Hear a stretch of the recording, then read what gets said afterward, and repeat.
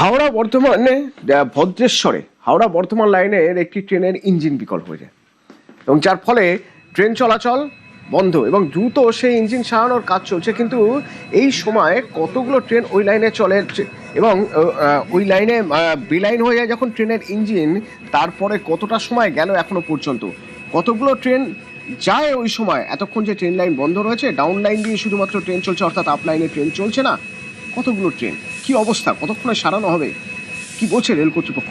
সোমনাথ আছে আমার সঙ্গে ফোনে। সোমনাথ, হ্যাঁ দেখো, সকাল 8:15 যে অফিস সময় ট্রেন ধরতে অনেকেই আছে। কি ভদ্রেশ্বরে যে রেল ইঞ্জিন বেলাইন হয়ে যায়, বেলাইন হয়ে যাওয়ার পরে হাওড়া যে বর্ধমান যে মেল লাইন, সেই মেল লাইন চলাচল বন্ধ হয়ে পড়ে।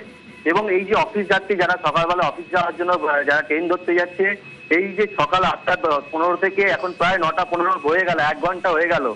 এখন রেলের যারা কর্মীরা রয়েছে, রেলের কর্মীরা তারা এসছে, যে লাইনচ্যুত হয়েছে যে ট্রেন মানে রেল ইঞ্জিন লাইনচ্যুত হয়েছে, সেই রেল ইঞ্জিনকে তোলার কাজ চালাচ্ছে যারা রেলের কর্মীরা রয়েছে, তারা কাজ চালাচ্ছে। 1 ঘন্টা ধরে যে ডাউন লাইন রয়েছে, সেই ডাউন লাইন দিয়ে যে ট্রেন চলাচল, শুধু ডাউন লাইন দিয়ে ট্রেন চলাচল চলছে।